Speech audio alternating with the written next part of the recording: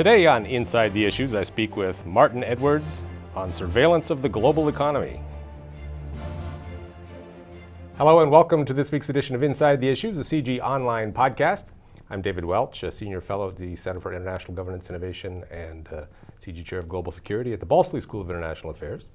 And it's my pleasure to welcome every week here into the studios at the Center for International Governance Innovation in Waterloo, Ontario, some noted expert on some important issue on the global agenda. Today I'm happy to welcome Martin Edwards, who is Associate Professor in the School of Diplomacy and International Relations at Seton Hall University, and this year visiting Fulbright Research Fellow at the Balsley School and at CG. So welcome. Thanks for joining us. And Martin, you're an expert on international political economy and specifically on the IMF. So I would like to talk to you quite a bit about the IMF.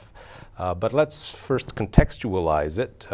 We've done some podcasts in the past here about the IMF and mostly about IMF reform and the role of the IMF, for example, in various international economic crises. But your specialty is more surveillance of the global economy, and I think many people don't fully understand the range of functions the IMF performs, some of which are quite different from the reason the IMF was created. So if you can back it up for us a little bit and just say, what the IMF started out as, what it's morphed into, and why it's still important. Sure, absolutely. One of the functions the fund was created to do was to be a backstop for lending, but also to provide surveillance for countries. When they needed loans, they could get policy advice. Now, since the 1940s, that has morphed into an annual ritual, effectively, wherein fund teams go to each country and they essentially issue a report card about the country's economy. And that report card will talk about economic forecasts, it will talk about some potential areas of risk, and it will inevitably make some policy recommendations. And so what's interesting is that increasingly, a lot of this work is now publicly available, which is a stark contrast to the early 90s, in which this ritual process unfolded in a very opaque fashion. So the surveillance itself took the form of a report written by IMF staffers. And who would these people be? Would they be economists? Would they be policy analysts? They'd be almost exclusively economists. Right. And so they're sent to sort of get a sense of where the country is and where the country is going. And what do they look at? It's fiscal policy, monetary policy, markets, regulation, what kinds of things? It's an assortment of things, actually. I mean, the fund's main focus is the balance of payments, but that inevitably involves discussions about fiscal policy and monetary policy as it pertains to the balance of payments. There's a whole host of sort of social issues or regulatory issues that the fund tends not to talk about. It will talk about unemployment occasionally, but its main focus is making sure that the country is growing. And who would they interact with typically in these countries? Finance ministries or? Yeah, they're all officials. So they're often heads of central bank, they're members of the Treasury Department or the Finance Ministry. Occasionally, they might talk to legislators, though that's pretty rare. And these reports, are they digestible for the non-technical specialist, or are they highly technical? Well, like anything that's involving economics, there are some startup costs involved in getting a sense of what's a current account deficit. So there's a lot of terms that are assumed. The fund has tried really hard to streamline these to make them more digestible, because no one thinks that they want to sit down and read a 90-page document about the Russian economy, for example. They tried to make it more. And how often do these things get reported in the news? Well, they get reported in the news, it's supposed to be on an annual basis, but, they don't always reach the newspapers. There's one such visit that just wrapped up here in Canada, and so there was a discussion in the Canadian press about it. But a similar process unfolded last summer in the US, and you would have to look really hard to find any trace that these meetings ever took place in the US news. No, my understanding is that Canadian report that you said was covered in the Canadian news, probably a pretty good report, because the media picked what some people would consider a relatively obscure issue and flagged it as the item, the federal backing of mortgages. Yeah. as I understand it, the American report was quite broad and quite damning. So you Yeah. would expect that to get attention, and it's curious that it wouldn't. Yeah, and it's interesting that the fund showed a willingness to be very, very critical of the U.S. But even in the most recent report, there was a brief discussion about the debt ceiling, and they basically said, well, we think this will work itself out. And we know that it did work itself out, but not very well, and certainly not in the manner in which the fund would have liked. Now, in addition to these country-by-country consultations, is there an overall report on the state of the global economy, or do they do any analysis on a regional basis? Yeah, the fund realizes that what goes on in one country obviously has spillovers. So they're trying to also figure out ways to talk about regional issues as well as look at countries and their interconnectedness to one another. So this is a recent development in the fund the last couple of years. They've tried to look at this issue about how growth in China might affect growth in the US and conversely, to put the whole global picture together. And who reads those reports? I think that there's a whole lot of folks in the financial community that are very interested in those reports. But, to say that the average individual would read those reports, I think would be a bit of a stretch. Very good. We'll be back again in a minute with Martin Edwards. You're watching or listening to Inside the Issues, the CG Online podcast. Look for us at cgonline.org, on Facebook, on Twitter, and on YouTube.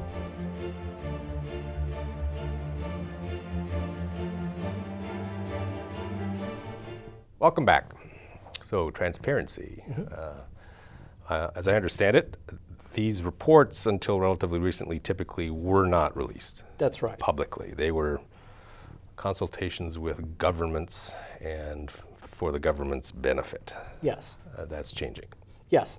In '97, after the Asian financial crisis, the fund realized that if it had ways to discipline countries effectively a little more easily, countries that didn't borrow from it, then they might be less able to adopt policy reforms that throw the world in crisis. So in order to sort of ease that leverage, the decision was made to make these reports public. And so over the last... Countries made that decision. Yes, yeah. Not the fund. Well, the fund decided to let countries release these reports. So it is ultimately a decision of the country itself. And so very recently, the world has moved from being rather opaque about this aspect of surveillance to being rather transparent, so that all the countries in the OECD, all the developed countries, release these reports annually without fail. And there means there are some countries that don't. Yes, that's right. There are some. Where are they and who are they? And there are. Should we care about those particular countries? No, there are actually a G20 country that hadn't released reports until very recently was Saudi Arabia. Brazil hadn't started releasing reports until very recently. Argentina, right now, is not really talking to the fund about anything, so they're certainly not releasing reports about consultations that don't happen. So there are, important countries for the global economy that remain outside the ambit of this sort of zone of transparency. Now, if I remember the 1998 Asian financial crisis, countries in the region tended to want to blame the IMF. Yes. Both for the crisis, in part for starting, but they also thought the IMF's policy recommendations made it all much, much worse. Absolutely. So in the press, the IMF came off as kind of a bad guy in that situation. So it's interesting that would lead to pressure for countries to be more transparent about their compliance with IMF advice. Yeah, I mean, the advice, I think, is always something that is open to contestation. That, the fund looks at countries in a very orthodox sense and basically pushes for fiscal restraint consistently. Even in the developed world now, where we might say, gosh, we have lots of people out of work, it might be time for another sort of Keynesian boost. The fund tends not to value that a whole lot. So I think the value of surveillance in that sense is that it allows us to make the fund more accountable for the quality of the advice that it gives. I mean, if we had known more that the fund was pushing countries with poor banking regulations to liberalize their economies or liberalize their financial systems in '97, there would have been more pushback against that. Or if we had known more that it was going to tell countries with budget surpluses, like Korea had, that the problem with the Korean economy was excessive government spending, we would have been able to sort of nudge the fund in a different direction.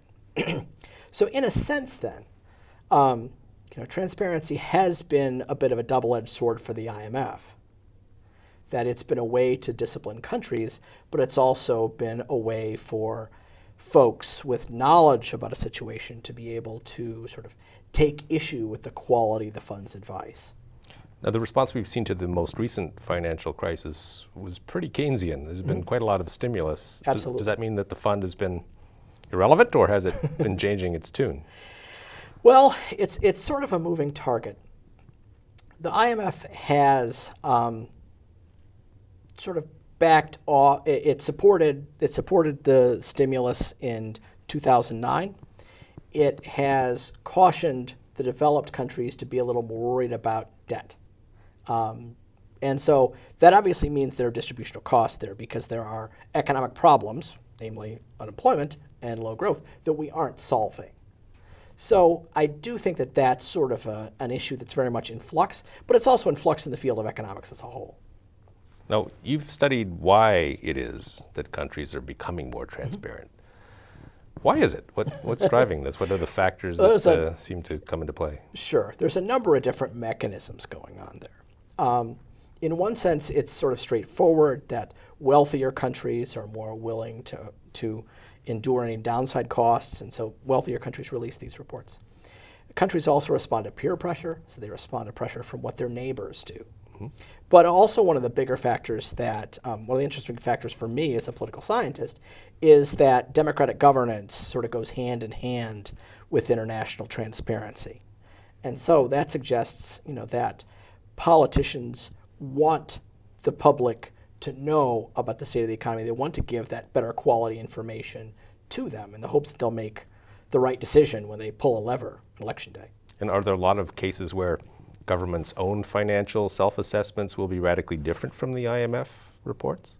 There are cases where the fund and the country do view things very differently. One of the reasons that Brazil has sort of stayed away from releasing these reports is that they had a number of disagreements on a number of fronts with IMF economists. And in some sense, those are sensible. It's basically, you guys come into town, every year for a couple of days. You don't really know what's going on here. We do, and we understand it a little better than you do.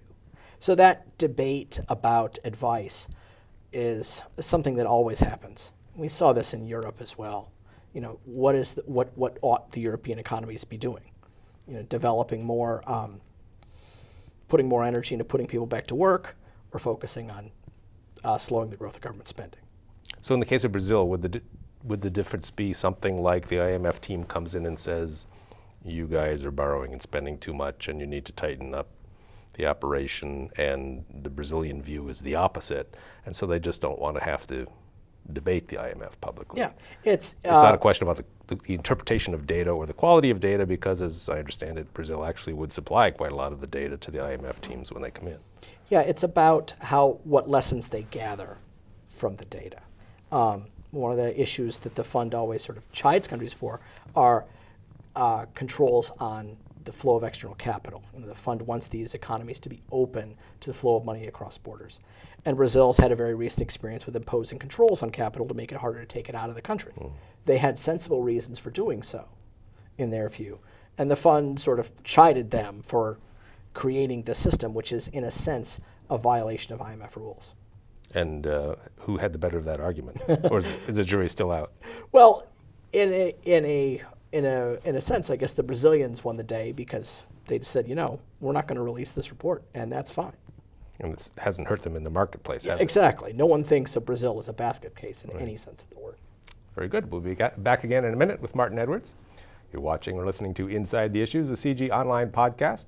Look for us at cgonline.org, on Facebook, on Twitter, and on YouTube.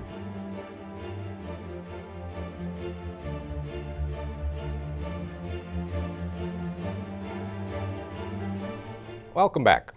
So we've spoken about transparency and surveillance of the global economy and individual countries' economies. How much transparency is there in the IMF processes themselves, in the internal operations of what the IMF does? And is there pressure for more? Well, interestingly, there's been some pressure to ratchet the level of transparency back in recent years, but thankfully that hasn't resulted in any changes. Pressure from? From a lot of countries that don't want the market to know about the findings of these reports. Oh. But again, thankfully, there's been a fair amount of pushback to that. The fund is a bit of an opaque institution, and it can be sort of a little daunting to navigate. It is getting more. It is becoming more transparent. But sometimes when you want to find basic information from them, it can be hard to figure out. And do we know, for example, who these people are who are going country to country and writing reports, or is that unavailable information? Their names always are attached to the report at the end. So they publicly, sign their name, and that's a disciplining device for them to make sure that they actually do the work, don't go to the beach. So there's that mechanism. But ex ante, before the team arrives, it's very often folks from the regional desk. We mentioned that a lot of the data they get for these reports are actually supplied by the countries that they're reporting on. How do we have confidence in the quality of those data, and do we have differing levels of confidence in the quality of those data depending on which country or which region we're talking about? This is a bit of a problem, and importantly, it is a very silent problem. The fund treats numbers as sacrosanct, and it does raise the question, where do they come from? What the fund will do is present a series of projections based on based on what they know about where the economy is going to be in 3 years. Okay, and so it's easier to start with that than with we know nothing and that we're purely reliant on the country. But there have been plenty of cases in which countries have understated some numbers, overstated some numbers. Greece is the biggest example one can think of nowadays. But the scope of the problem, I really can't tell you, because this is, again, something, the fund, I would say, has an interest in keeping the scope of that problem quiet. And are there any checks at all on this? Or does it all show up in the form of risk premiums that investors wind up having to pay based on what they think about the quality of the reporting? Yeah, I do think that these are largely priced into the market. Sometimes there will be an assessment after the fact. A couple of months later, there'll be a report that comes out in which the data at that time are radically different than what they could have ever been 3 months ago, and there's a correction, there's some sort of apology on the part of the country, and life goes on. We see that all the time, routinely, from the United States, always revising its report figures, yes. Yeah, and some of that is legitimate. Right. And some of it is certainly less so. Right. Now, the IMF is not the only body involved in surveillance of the global economy. That's right. So who else does this, and how do they compare with the IMF in terms of how they do it or how well they do it? Yeah. Well, in terms of economic, on sort of the economic side of the house, the OECD, which is an organization of large, developed democratic countries, also does this on a biannual basis. And what they look at is a whole lot more social issues than the fund does. The fund sort of focuses on strict macro. But the OECD has made a lot of suggestions about U.S. employment policy, for example, and how to get people back to work. Not just, well, you should put people back to work. And so there's been a lot of discussion about education and how we make it easier for people to transition from school to work. And private sector surveillance? Oh, there's absolutely scads of that going on all sorts of different levels as well. And it more or less relies on the same kind of data that the IMF rely on? Yes, to some extent. A lot of Wall Street firms or country risk firms will take the Article 4 as their starting point. Right. And so it sort of raises the question about how much more they actually know than the fund. Now, one of the things the IMF was set up to do was to help countries deal with short-term liquidity crises and backup loans and so on. Mm-hmm. So how much does the lending and the backstopping function of the IMF affect the surveillance function? Are they sort of tightly integrated, flip sides of the same coin, or are they largely independent activities?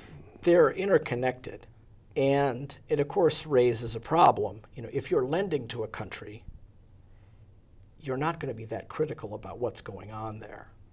And so this is a bit of a challenge because we want the fund to give a full and accurate accounting of the state of the economy.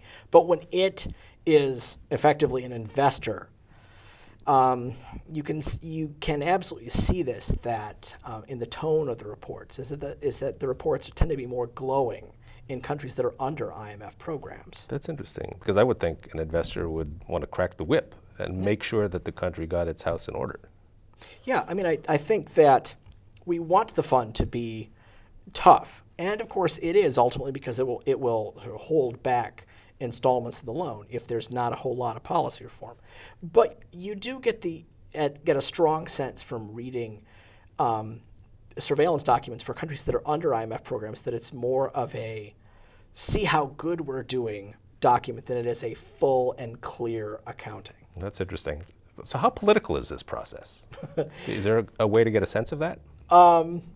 You can look, and it's no accident that countries that are larger tend to have more glowing reports than countries that are smaller. If the country is a U.S. ally, there's some evidence that it has more beneficial evaluations. So there are kind of geopolitical threads that run through this, just as there are in lending. Well, very interesting.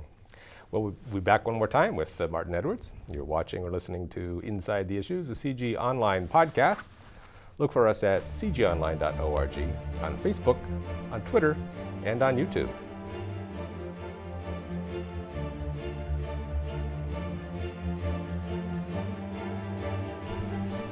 Welcome back. So how would you like to see all this change? If you could design a surveillance regime for the global economy, what would you suggest, and what specific things would you like, not necessarily just the fund to do differently, but the countries, civil society actors, other institutions, private sector actors? How would this work better? I think the future lies in more engagement across the board. I think more discussion about what the fund is looking at and not looking at, I think, would be very helpful. We'd like to steer the fund so that it is helpful in some areas and not in others, and so we'd like it to be more detailed often. Saying you need to cut the budget. Okay, fine. That makes sense insofar as it's the province and national policymakers to figure out how to do that.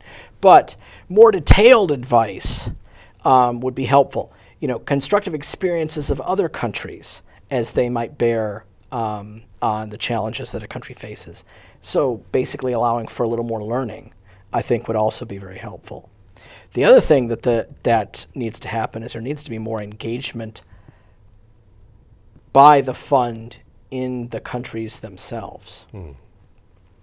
The recent Canadian consultation's gotten a lot of press, but in the U.S., one would be hard-pressed to see evidence that these are ever discussed. Even in 2010, when we were debating the need for a debt ceiling, raising the debt ceiling, the Article 4 team was in D.C. at the very same time, and you didn't see any evidence. This was discussed, the results were discussed at Capitol Hill or by the White House.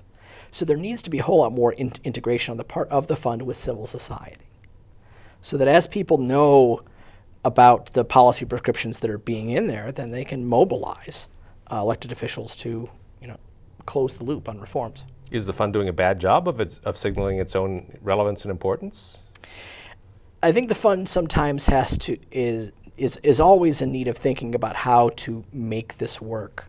And they pride themselves on having a very lean organization and not a lot of staff. And I think if you think about that from more of a marketing standpoint, they need to make more ties to civil society. That does push the fund in different ways, and I think they sort of naturally want to stay away from that. And who, if anybody, is actually holding the fund's feet to the fire? It doesn't sound like it's the press. Yeah.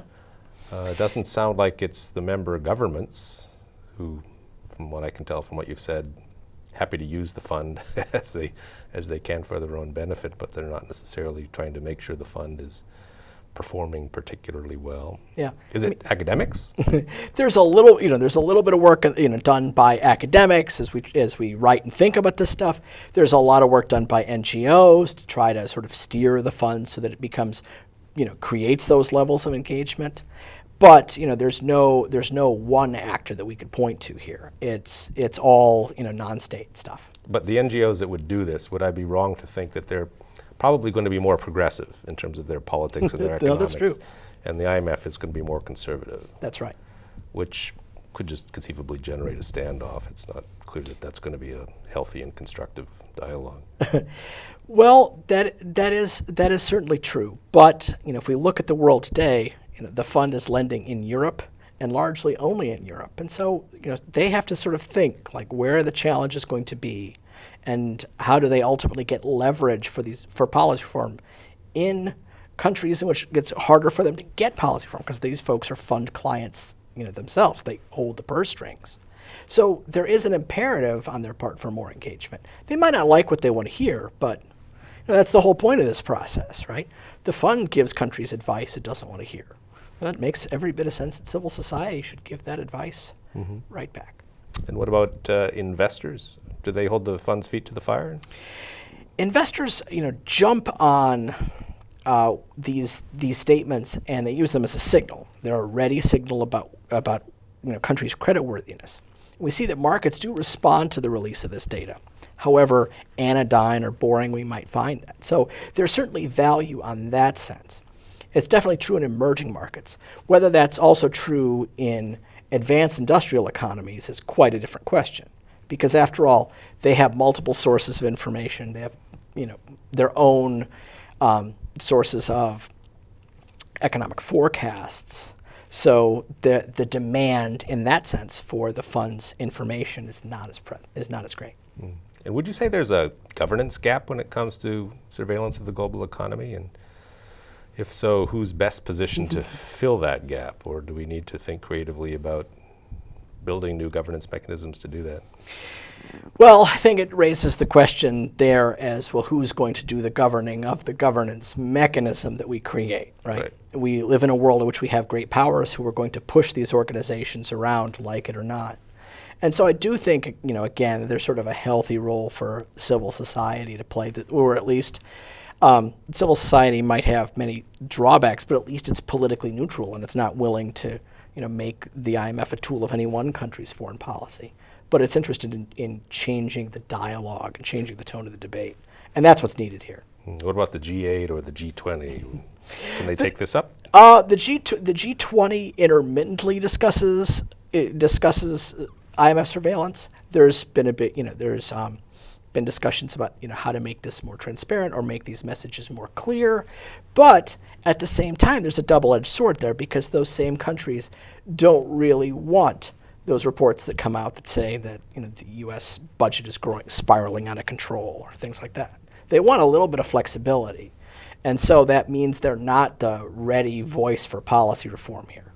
You mentioned that the IMF is largely lending to Europe now, and Europe seems to be where all the action is in terms of inventing governance to deal with major economic crises. Is the IMF being eclipsed by new European mechanisms to govern lending and shoring up failing economies and disciplining public policy?